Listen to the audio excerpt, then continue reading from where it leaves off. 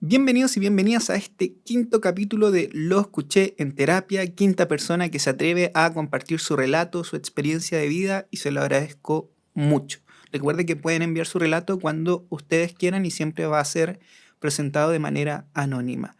El caso del día de hoy es una realidad como sociedad, es una realidad generacional que marcó mucho una generación, probablemente la generación de sus padres o tu propia generación o dos generaciones atrás.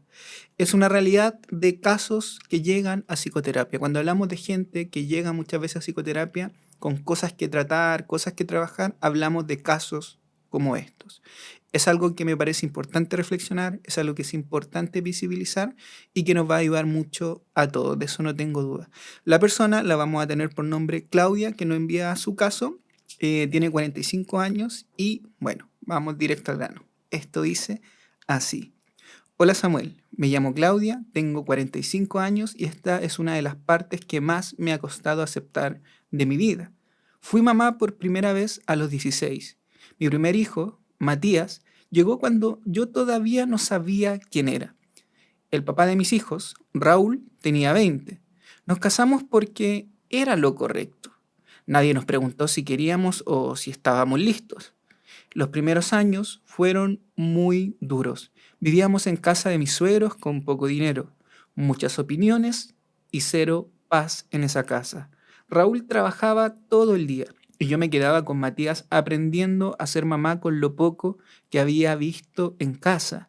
Gritos, castigos, golpes a tiempo completo.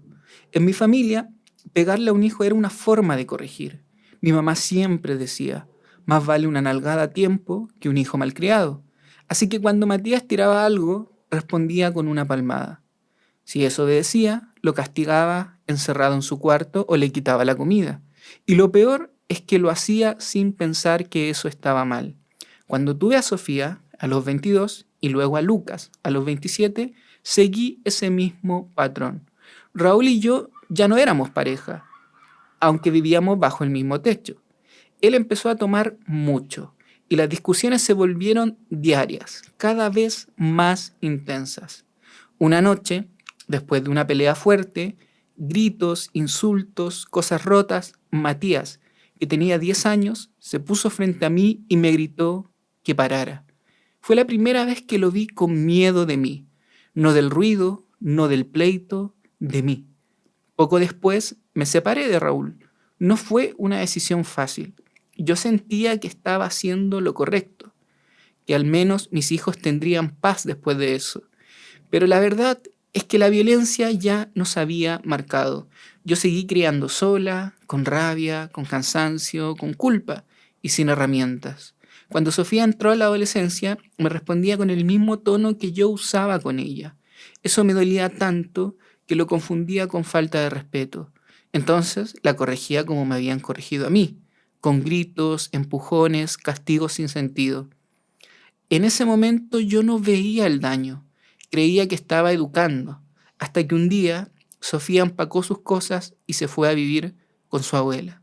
Me dejó una nota que decía, mamá, no quiero tenerte más miedo. Me dolió, pero aún así todavía no entendía. Con el tiempo, mis 3 hijos se fueron alejando. Primero Matías, luego Sofía y por último Lucas. El silencio en la casa era ensordecedor. Cuando Lucas se fue, empecé terapia. Me tomó 5 años de psicoterapia entender que lo que yo había vivido no era normal y que lo que hice no era educar, era repetir lo que me enseñaron, sin detenerme a ver que también podía hacerlo diferente. Aprendí que detrás de mi carácter fuerte había una niña asustada que nunca fue escuchada y que los golpes que yo daba eran en realidad los mismos que una vez recibí, solo que en otro cuerpo. Hoy entiendo que mis hijos tienen derecho a no hablarme y lo respeto, pero entenderlo no quita el dolor. Hay días en los que me descubro revisando sus fotos viejas o leyendo mensajes antiguos y la verdad es que yo no los culpo, pero tampoco me justifico. Asumo lo que hice, lo que no supe hacer y lo que hoy sí sé.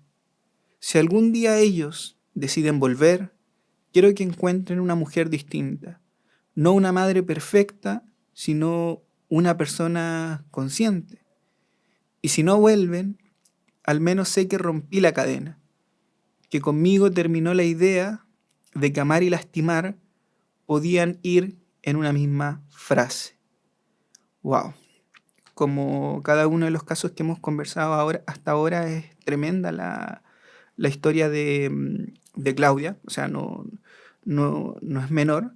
Y bueno, aquí tengo algunos puntitos que me gustaría que fuéramos conversando. En primer lugar, este tema de la maternidad temprana, ¿cierto? Y una etapa en donde obviamente el desarrollo emocional de la persona no está incompleto. O sea, no está completo. Ser madre o padre en la adolescencia implica asumir una responsabilidad afectiva cuando el propio cerebro y la identidad de la persona aún está en formación.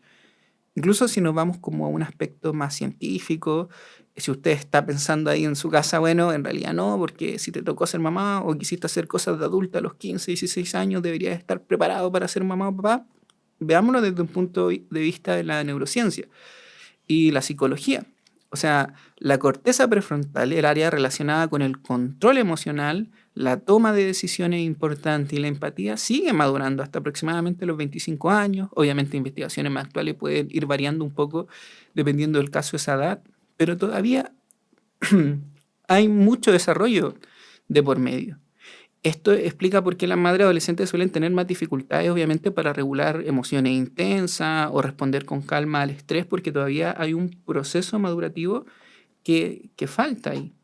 Claudia tuvo su primer hijo justamente en la adolescencia, a los 16 años, y no solo era una adolescente criando un bebé, también era una niña emocionalmente, sin un modelo de cuidado adecuado, porque los golpes, Claudia nos menciona, eran parte de su día a día. Lo que ella interpretaba como fortaleza o madurez, muchas veces era en realidad una respuesta defensiva ante su propia seguridad y miedo. Es muy probable que fuera eso por lo que le tocó vivir. Uno puede inferir un poco cómo tuvo que haber sido la infancia de Claudia. Y en esa misma línea, pensando un poco en cómo era la realidad familiar siendo niña, Claudia aparece un punto que es clave, que es la normalización de la violencia como método de crianza. La violencia física o verbal usada como corrección es un patrón que va más allá de una generación. Muchas veces algo es intergeneracional. Es algo que se aprende en el día a día, se aprende de observar un poco cómo mi mamá reaccionaba ante situaciones, ¿cierto? Que yo podía hacer como niño o niña, pero no es una expresión de amor ni de educación y que es algo que Claudia en algún momento logra reflexionar y darse cuenta. Hay muchos estudios que señalan que el castigo físico incrementa la agresión de las personas, la ansiedad y los problemas muchas veces de apego con los hijos, sin mejorar muchas veces la obediencia del niño por realizar esta acción a largo plazo. O sea, además de ser una medida que perjudica, también obviamente puede generar como pronóstico no lograr cambiar esa conducta que muchas veces el adulto por falta de herramientas intenta modificar. Y obviamente la violencia emocional repetida va afectando también a la persona. Y estas son las cosas que llevan muchas veces a que las personas sanamente, y eso es algo que reconoce Claudia y que no es fácil de reconocer, entiende de por qué quizá en algún momento sus hijos deciden alejarse, ¿cierto? Porque en algún momento son conscientes de todo esto que les tocó de alguna manera vivir. Y en ese sentido, lamentablemente, si bien era perjudicial para los hijos de Claudia, Claudia comienza a repetir este patrón sin cuestionar lo que aprendió. Ella dice, una nalgada a tiempo, ¿cierto? Tenía interiorizadas estas creencias como normales y eso hace también que imposibilite ver el dolor que quizás sus hijos manifestaban en ese momento. Claudia señala, con mucho dolor, y me imagino lo duro que fue para Claudia narrar esa parte de su historia, cuando su hija le deja este mensaje, no quiero tenerte más miedo, y ella reconoce, en ese momento yo no me di cuenta de lo que mi hija me estaba diciendo. Y qué doloroso es darse cuenta con el paso de los años, ¿cierto? En psicoterapia muchas personas descubren, ¿cierto? Que en realidad golpear físicamente, maltratar, no es educar, sino que es más una respuesta de supervivencia, un poco sobre algo que no saben cómo controlar, cómo manejar, que ojo, no es justificar, y eso es algo que Claudia tiene más que presente, ¿te fijas? Y en ese sentido también un poco rescatando la historia de Claudia, porque si bien uno puede irse en este tipo de historias que tienen una connotación valórica importante de lo que es correcto o no, es muy común y es muy tentador inmediatamente irse a la posición de quien uno ve que ha recibido daño. En este caso, al escuchar la historia de Claudia, quizá es muy fácil caer en ponerse en la posición de los hijos más que en la posición de Claudia. Pero aquí voy a dar una devolución muy de psicólogo. Esta es la historia de Claudia. Y lo que yo estoy tratando de transmitirles es entender esta historia desde la posición de Claudia, no desde la posición de los hijos, por más que los hijos, a raíz de estos patrones generacionales, pudieron haber sufrido mucho. Estamos tratando de entender la perspectiva y el dolor de Claudia, porque no porque Claudia haya cometido estos errores en la crianza significa que Claudia no ha sentido dolor en el proceso.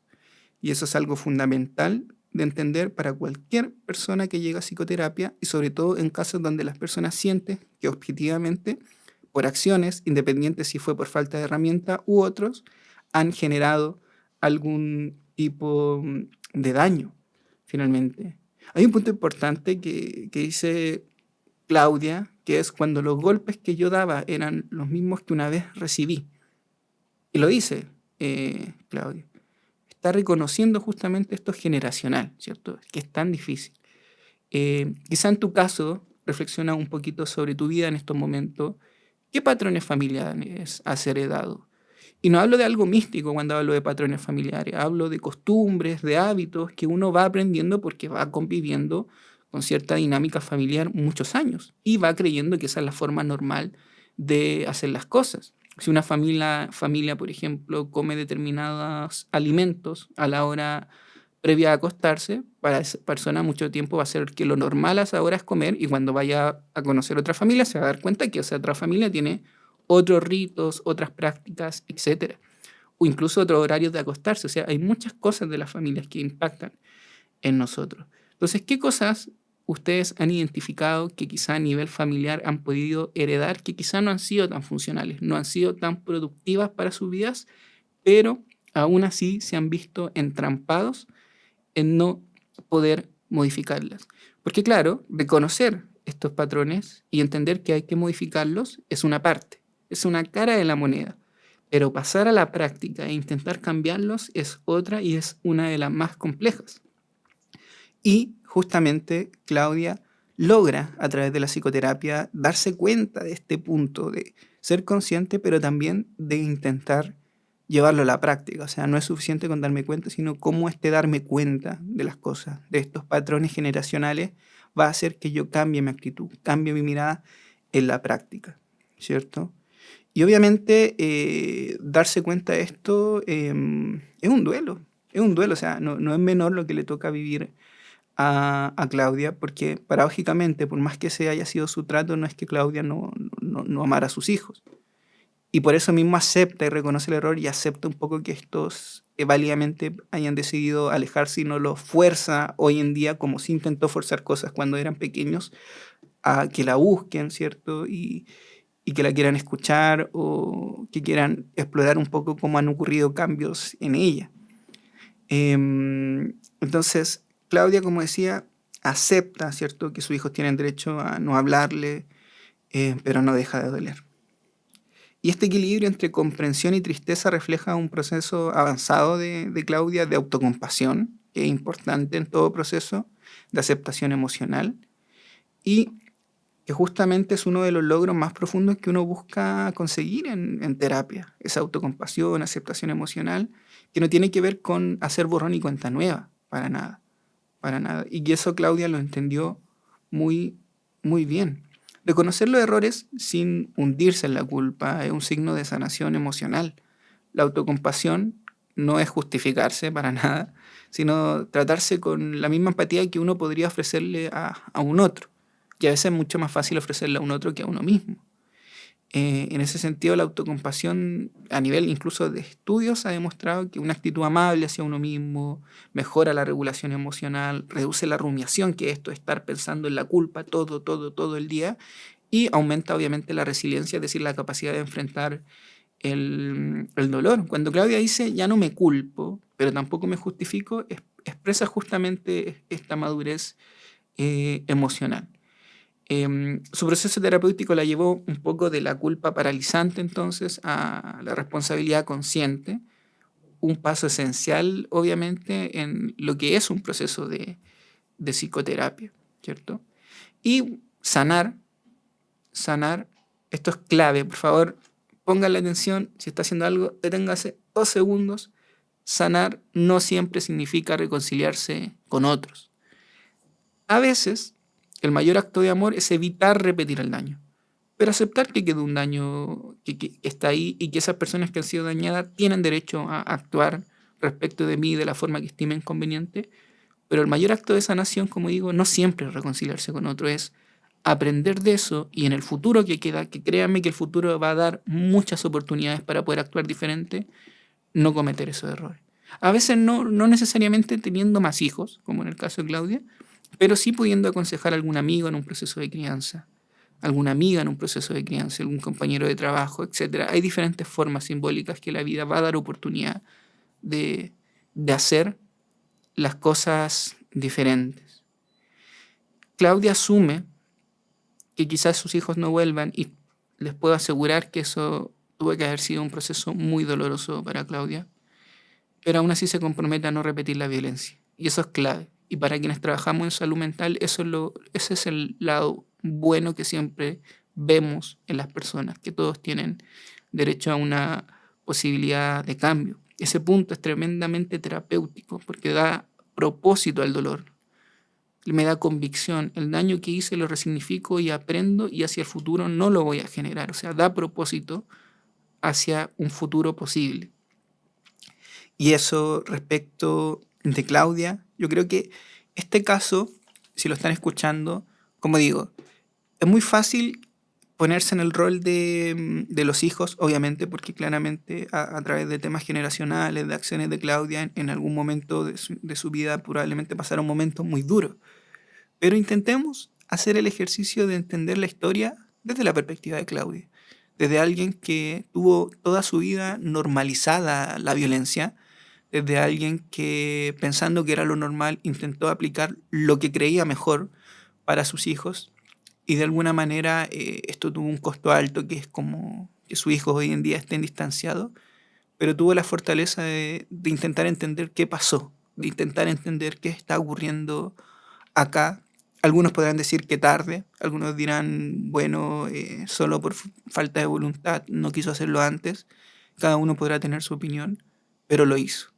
Pero llegó, acudió, aprendió, vivió un proceso constante de 5 años. No es fácil, es desgastante a veces también la terapia. Es normal que desgaste un espacio como la psicoterapia, porque la psicoterapia no solo contiene, también confronta. Y estoy seguro que en esos 5 años del proceso de Claudia hubo mucha confrontación. Mucha gente cuando toca la parte de la confrontación en psicoterapia escapa, sale corriendo. No quiero que me digan lo que no quiero escuchar. No quiero que me digan que lo hice mal. Y uno como psicólogo no es que les diga a las personas que lo han hecho mal, sino que les da las herramientas para que realmente entiendan lo que han hecho. Y son ellos mismos quienes muchas veces se dan cuenta que quizás las acciones no han sido las más correctas. Por eso, Claudia, yo te agradezco mucho, mucho, mucho. No sabes cuánto, porque este tipo de casos, pocas veces las personas se atreven a comentarlo, pocas veces las personas se atreven a transparentarlo. No es fácil la ansiedad social ahí de qué dirá la gente, qué va a opinar de mí como mamá, de cuánto me irán a juzgar. O sea, hace que muchas veces estos tipos de relatos se mantengan ocultos y la gente prefiera no compartirlo. Así que, independiente de tus aciertos y errores en la vida, Claudia, y creo que eres una mujer tremendamente valiente, te felicito por atreverte a vivir tu proceso, a vivir esta introspección un poco por tanto tiempo y entender tus errores y sobre todo querer corregirlos. Y aceptar también, obviamente, la actitud, obviamente, de tus hijos hoy en día desde el entendimiento y no desde el buscar forzar un vínculo que sé que no es una tarea fácil. Así que te mando un abrazo muy grande, te agradezco mucho, mucho que hayas querido compartir tu caso y para todas las personitas que quieran compartir su caso. Tengo un par de casos ahí en espera, los tengo en espera, me lo han enviado, porque se parecen el contenido muy similar a capítulos anteriores para que no se hagan monótono esto y tan repetitivo. Así que por eso hay algunos, y lo he conversado con las personas, que los voy a ir relatando más adelante. Pero si sientes que tu historia puede ser un aporte, por favor escríbeme con confianza. En mis redes sociales está mi correo, está toda la información. Entonces, si por último te da temor o vergüenza, puedes mandármelo desde el anonimato, desde algún correo creado, como tú prefieras. Recuerden que su historia puede ayudar y salvar a más de una persona. Y ya ha pasado con capítulos anteriores, y eso me llena mucho, porque el objetivo de estos relatos es humanizar un poco lo que es salud mental, humanizar lo que es el ser humano, con sus fracturas, con sus heridas, con sus errores, a veces graves, a veces no tan graves. Esta parte humana, el error que es algo que nos hace tan humanos, paradójicamente, y que muchas veces las redes sociales trata de ocultar y no hacer visible. Así que eso, les mando un abrazo grande, espero hayan podido aprender un poco, reflexionar sobre esta historia, y nos estamos viendo en 2 semanitas más en un próximo capítulo de Lo escuché en terapia. Un abrazo.